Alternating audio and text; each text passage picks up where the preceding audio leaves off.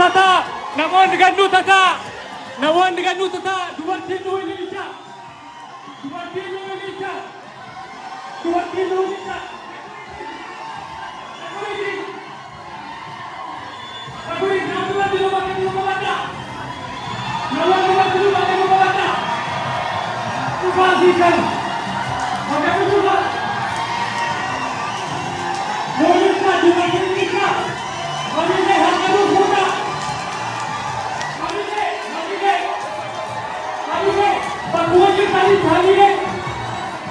bakuji tali Hamile no mana, anadu,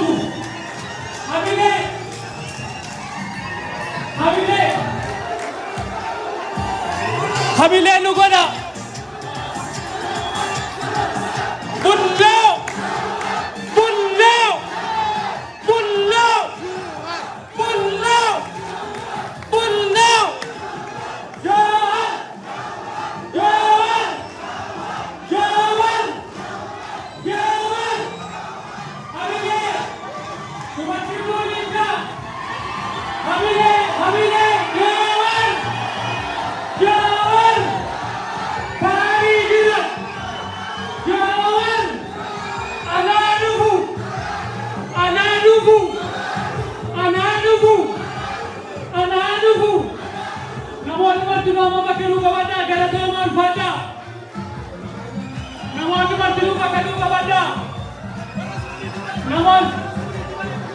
warra security malee namoonni martinuu bakka nu qabadhaa galatoomaa ulfaadhaa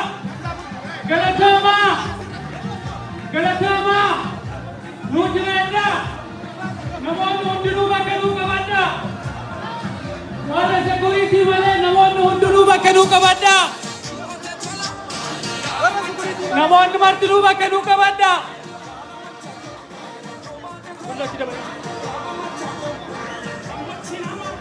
Tokkicho gamana kon tokkicho namoonni bakka nu qabadhaa tokkicho namoonni bakka nu qabadhaa ulfaadhaa bakka teessanii hamilee bakka teessanii olin ka'inaa joori lakkami simanna gannu tata ulfaadhaa warroonni kaameeraa akka qabdanillee bakka teessanii waraabadhaa ulfaadhaa galatooma.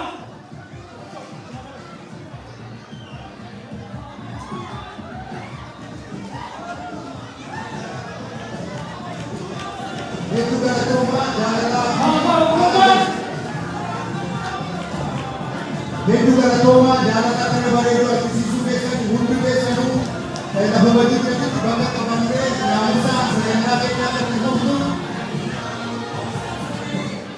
namoonni dhadhaabatanii jechaa namoonni kaameeraa qabdan dhiifama waliin bakka nu qabadhaa naamusni waan hundumaa caalaa naamusaan sagantaa keenya irratti fufnu jaalala isin qabdan argisiisaa ulaanaa hedduu galatoomaa.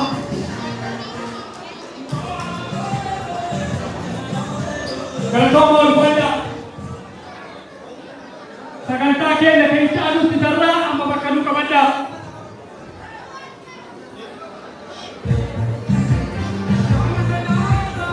Namoota security jedhaan marti keessatti bakka nu qabadhaa dhiifama waliin.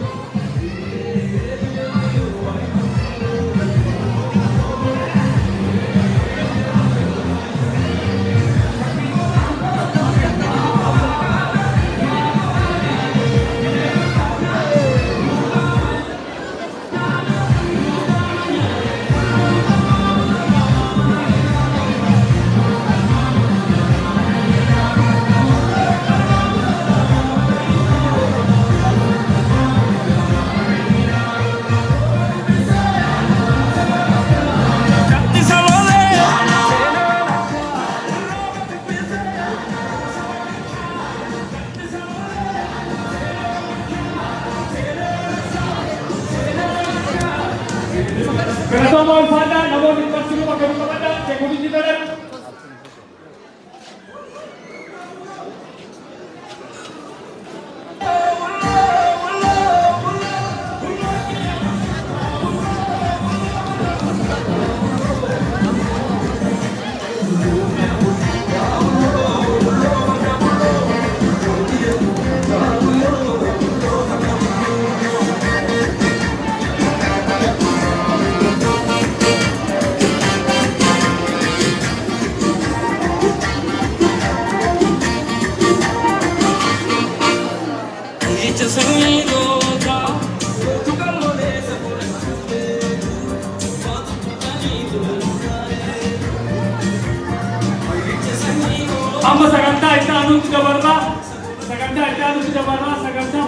manguddoo du'aayin nu bananii saniifuu namoonni martinuu bakka nu qabadhaa gannu tataa.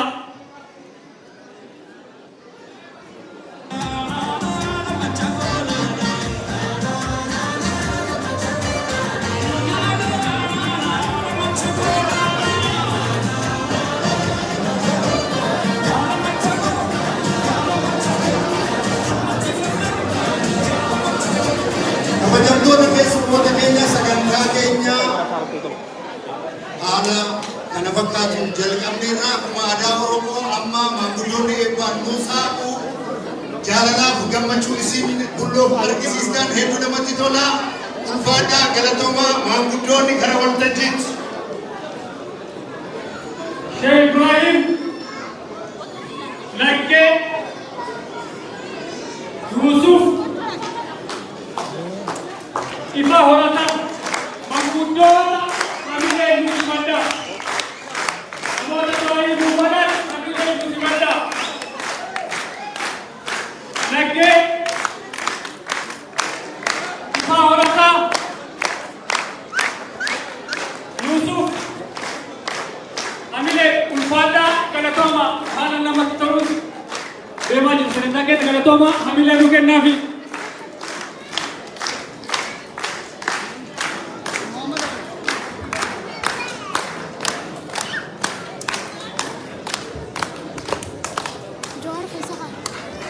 Ifa Laggee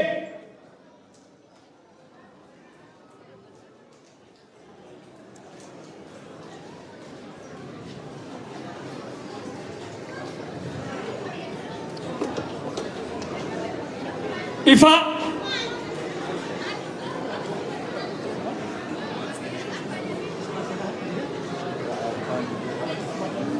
Abbaa Seenaa Abbaa Seenaa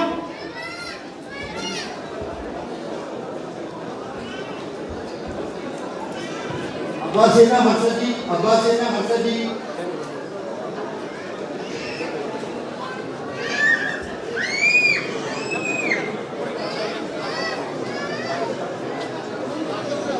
Laggee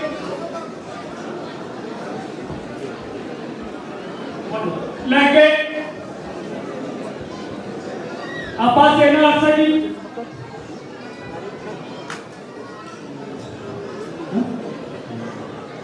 ati naaboon Abbaa Seenaa Marsadii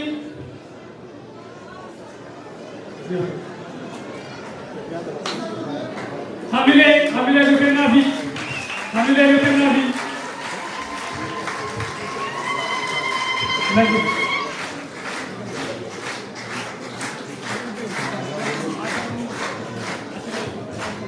maanguddoota hamilee kennaafi hamilee maanguddoota nu kennaa.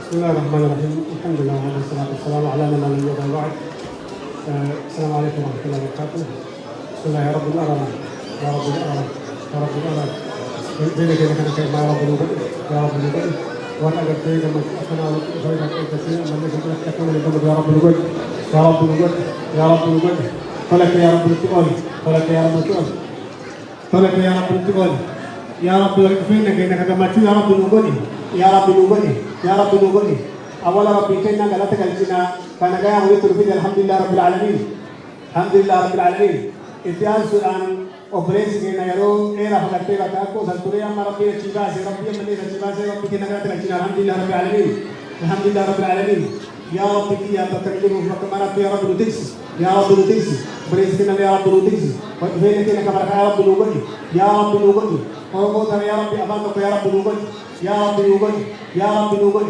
والرأفا والبيك والإيب والإنتيف والإنتيف يا رب الوجود يا رب الوجود يا رب الوجود حكومة يا رب للتنوناد يا رب للتنوناد يا رب للتنوناد شكيف يا رب غتشر يا رب لكي سافوني يا رب لكي سافوني warra qalbii takkaan yaadee waan takka dalagu yaa rabbi nu godhi yaa rabbi nu godhi galmi keenya fagoo yaa rabbi bakkaan nu gahi yaa rabbi bakkaan nu gahi deemsa jalqabne kana yaa rabbi ka bakka gahu yaa rabbi nu godhi yaa rabbi nu godhi yaa rabbi nu godhi subhaana rabbika rabbil izzati amma yasifun.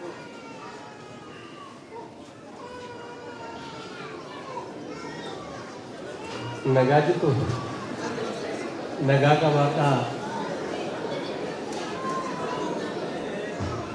nagaa qabaadhaa gurgurtaa lafa qabaadhaa halkan abduu qabaadhaa guyyaa yaada qabaadhaa aandanii bokoleetaa dhadhaan mataataa nagaan keessa na baay'atu adii furdaa uffadhaa adii furdaa uunadhaa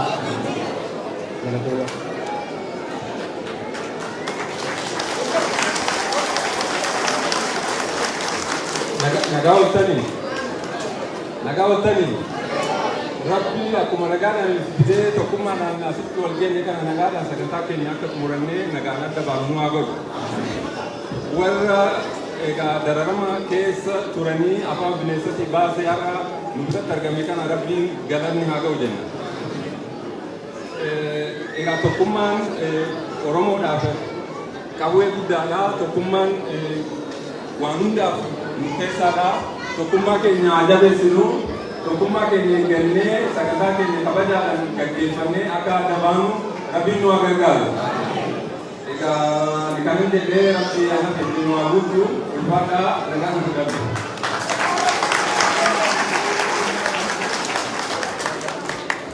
Assalamu alaikum warahmatullahi wabarakatuh.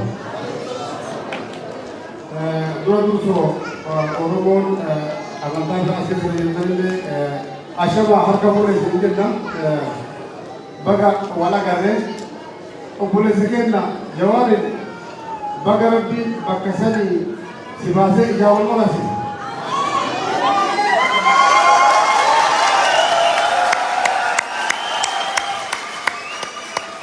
Ammallee obboleewwan kee gaasitti afaanillee rabbiin bakka sanii nu hafatu. Obboleewwan turraa hafne obboleewwan hafnillee rakkatti hafatu. Isamboo baata difaachuun turraa takaalaa taa'e waan mara irraa rabbiin haa godhu. Muraasa keessa kulli warra asitti baatanillee hawaasni Faransaay jirtan, Faaris jirtan, naannoo isiitti buqqaatee jirtanillee rabbi nagaa isin haa qabu. Ollaan amnaa ka jarmaa hin dhufe amnaa ka agartanii dijitaalii eenyu jedhee isin lakkaa'uu danda'u isaan rabbi nagaa nu haa qabu. Bakka nagaa nu dhuftan jennaan mee isin warri Faransaay jirtan hamilee kamiin simata waan alaa dhufu. Akam.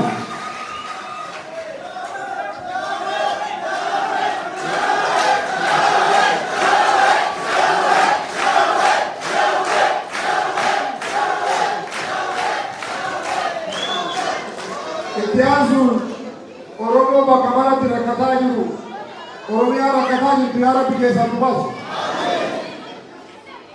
Ati nagaa amburuuf gollaan kee nagaa amburuuf gollaan kee nagaa amburuuf jedhanii yoo isaan achi nagaa qaban anaasiillee nagaa asiin teennee nyaannee ture jechuudha.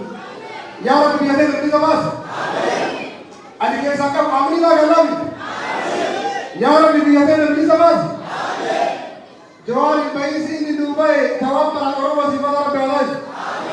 Oromoo bichaan itti sabaa sabnaan biisi keessa jirullee ta'uu qabachiisee agartee keessatti baasa Rabbi nu haa godhu. Jawaariin umrii Rabbi si haa kaawwan mallee jennaan.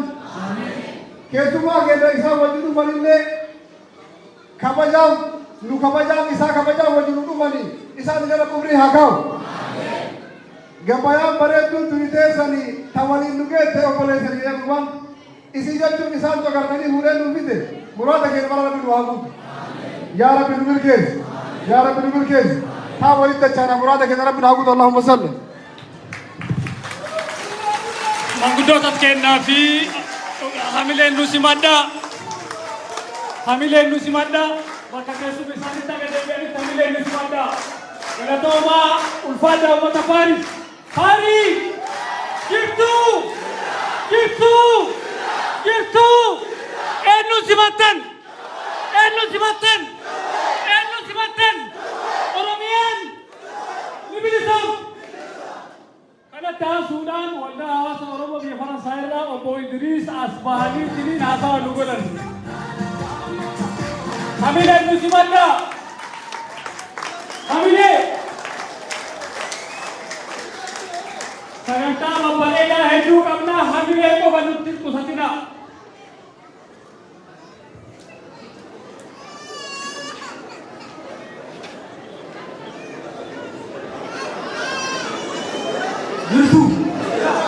Aku gamatan ini abdi kah?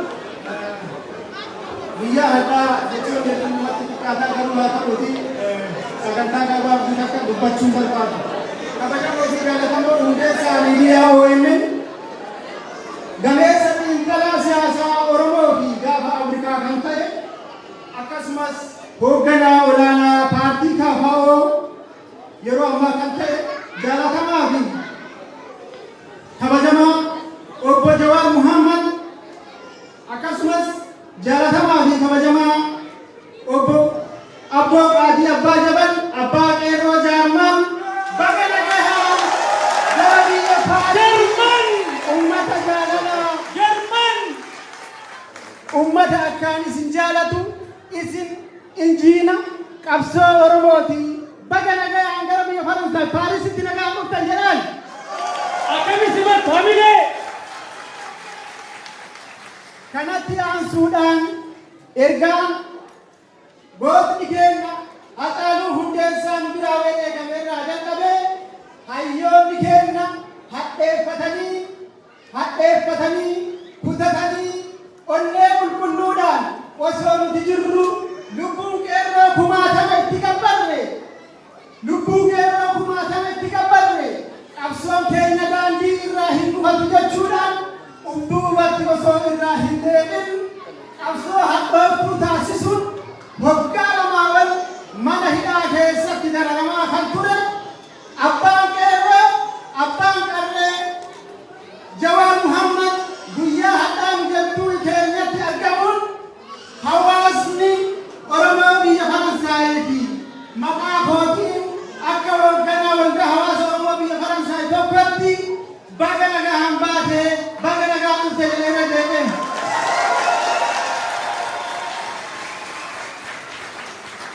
Itti aansuun hawaasni biyya Faransaay waggoota lamaan kana keessatti bu'aa bayii garaagaraa dabarsitanii jirtan. Tokko lamaan roobni baradoon abbanni biyyoota Awurooppaa kun hunduu dabaree isinitti wal jijjiiree bonaa ganna irratti falmii cimaa taasisaa turtanii jirtan. Kanaaf guyyaan kun guyyaa gammachuu addaa isiniif nu maraaf akka ta'e abdii qaba. Kanaaf guyyaa gammachuu keessanii kana akkamitti akka ibsattan isinumatu beeka.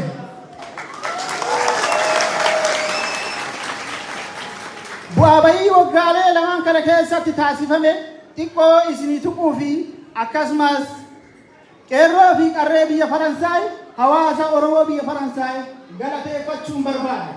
Tokko waldaa hawaasa Oromoo keessaa aadde Duniyaa Hamdaa yookiin pirezidaantii waldaa hawaasa Oromoo Duniyaa fi qeerroon Liyoonii fi qeerroon bilisummaa Oromoo falmaa waggoota lamaan biyya kana keessatti walirraa hin cinne taasiftan hayyoota keenya akka mana hidhaati qabuun taasiftaniif hedduu irra deebi'ee galatoomaa isiniin jedha.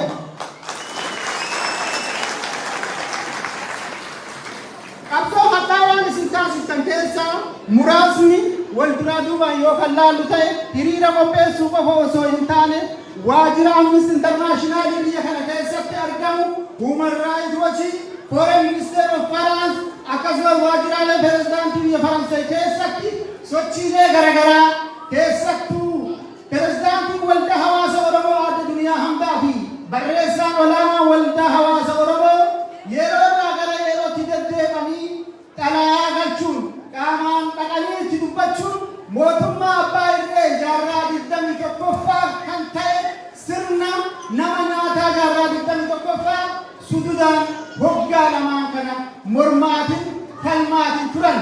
Kanaaf qabsaa'ota akkanaa kutattoota akkanaa aadde Duniyaa fi muunsaadhaan mee maal jettan?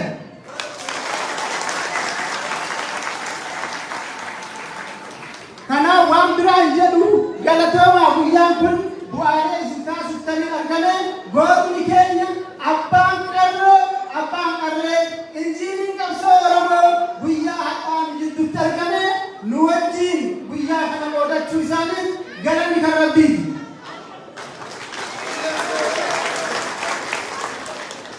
Sochii bu'aa bayii kana keessatti hamma hidhamuun mootummaan Itoophiyaa imbaasii fuulduratti qabsoo qeerroo fi qarreen taasise irratti fannii guddaa waan taasistaniif galatoomaa isin jedha. Ulfaadhaa horaa deebanaa hawaasni biyya Faransaay galatoomaa.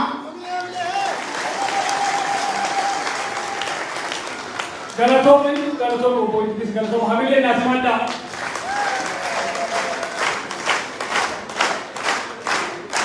Hamilee naaf maddaa. Kanatti aansee sagantaa bashannanaatiif walalootu jira. Sagantaa bashannanaa biyyeedhanteen asitee isin bohaarsuu biyya waliin nutura isin jedhu. Galatooma.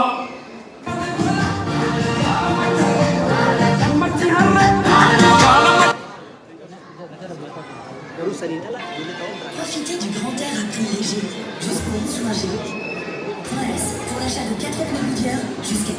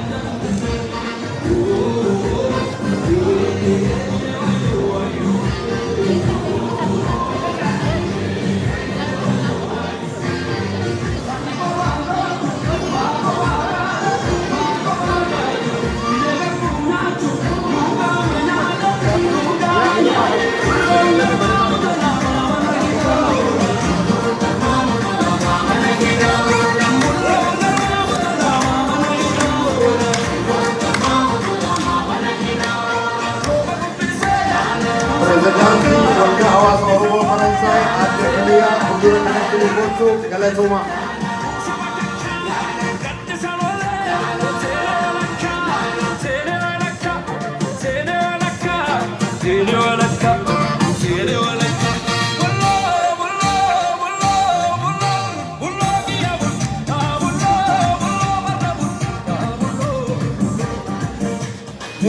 Hamide kenna fi prezidanti waldaa hawaasa Oromoo Faransaay adde duniyaa.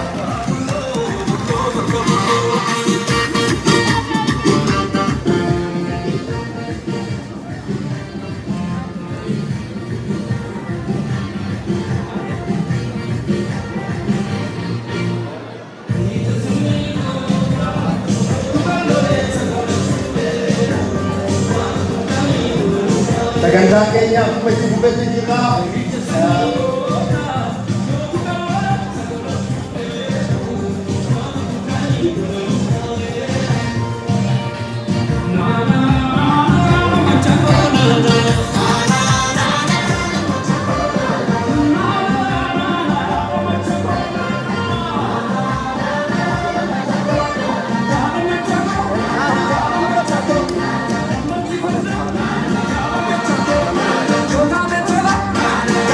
Chalo